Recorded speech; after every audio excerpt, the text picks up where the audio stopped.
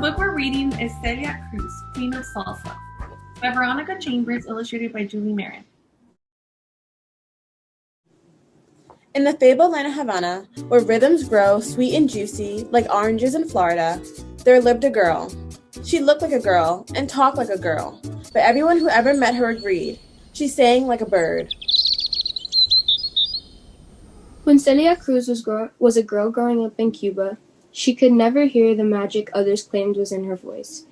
When she opened up her mouth to sing, she heard a girl like any other.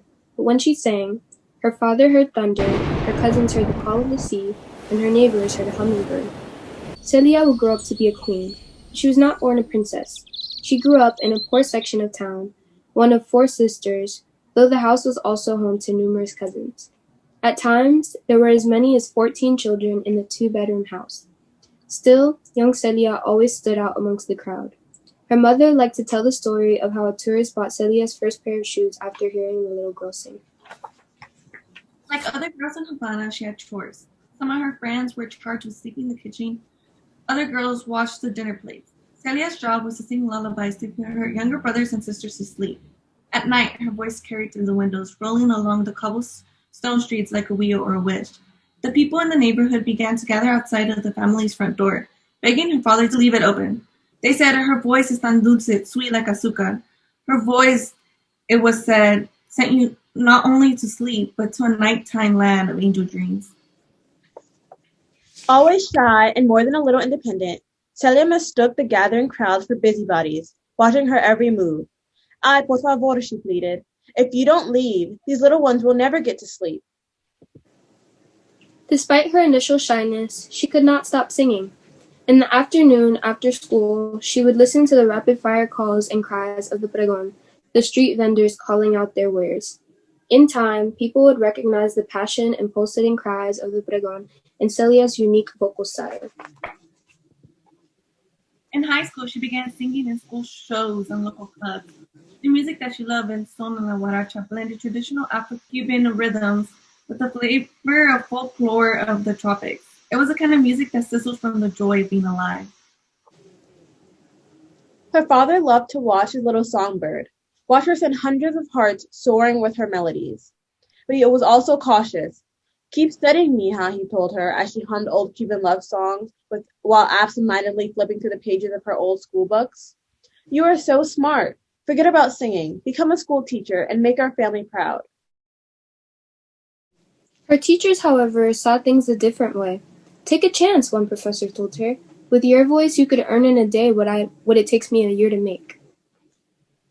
But it is not easy to make a dream planted in your heart and make it grow in the world. Celia was unknown and did not have the connections that easily open doors. Still, she jumped at every opportunity. Talent contests at the National Theater and amateur nights on the radio. She never forgot her father's lessons on the importance of education. And after graduating high school, she enrolled in Cuba's National Music Conservatory, where she studied piano, voice, and musical theory. Then, in 1950, she got her big shot.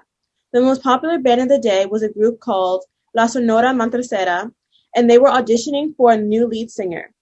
When they heard Celia sing, the way she made each and every note swing, they decided to give the little songbird a job. At first, La Sonora's public was outraged. Who was this no-name singer fronting their favorite band? The phones at the Havana radio stations rang off the hook with complaints. At home, Celia began to wonder if she shouldn't take her father's advice and teach school. Was she really the ruin of Cuba's most beloved band? She stood by the window, looking out at the stars she feared she would never join, and Celia asked herself, why do I sing? Is it for fame and fortune and for fans that do not exist? No, she told herself, I sing for my parents and the ancestors and the saints. I sing because when I lift my voice up high, I feel like the first pájaro of the day, whistling buenos dias to everyone who will listen. I sing for my little brothers and sisters and the sweet expressions on their face when they fall asleep. Although Celia was seriously thinking about giving up her dream, her bandmates refused to allow her to quit. As a group, they rewrote the history of Cuban music with new arrangements and a fresh, innovative style. By the time she left Cuba in 1960, Celia was as beloved throughout the country as the men who made music with her. She'd even earned an affectionate nickname from her thousands of fans. They called the group Café con Leche, coffee with milk, because Celia's skin was very dark and her bandmates were very fair. In the United States, she became a citizen and her talent was rewarded with a permanent contract at the Hollywood Palladium. But once she left Cuba, politics dictated that she could never return. She would never again walk the streets of her beloved Havana. She would never again hear the cries of the pregón that were the bass and treble of Cuban street life.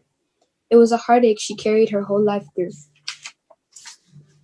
Still, she kept her heart open. Lost loves made room for new loves, and it was there in Hollywood. That factory town of movies and dreams, and the young princess of salsa music fell in love with the knight in shining armor. His name was really Knight, Pedro Knight. He was the lead trumpet player of the Palladium Orchestra, and while he dazzled her with his high notes, he won her love with his understanding. She told him that her heart would always be split in 3 pieces, and only one part would belong to him. One part of her heart belonged to music, and the third piece would always live in Cuba. Celia knew that she had met more than her husband. She had met an angel who would be her companion and protector in this land so far from home. Celia Cruz brought salsa music to every corner of the earth, from London to the Congo, from Brazil to Japan. She recorded over 20 gold albums and is known the world over as the Queen of Salsa.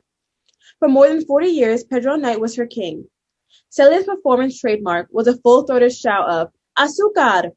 It's a Spanish word for sugar, and the only word, many say, that so perfectly described her voice. In the fabled land of Havana, where rhythm grows, sweet and juicy, like oranges in Florida, there lived a girl. She looked like a girl and talked like a girl. That everyone who ever met her agreed. She sang like a bird. The bird grew into a princess, and the princess became a much-beloved queen. Her kingdom was music, and those who loved her called her not by name, but by the joy she inspired. At concerts they called out, "Azúcar!" and Celia Cruz never failed them. She sung sugar, sweet sugar, wherever she went. Thank you. The end.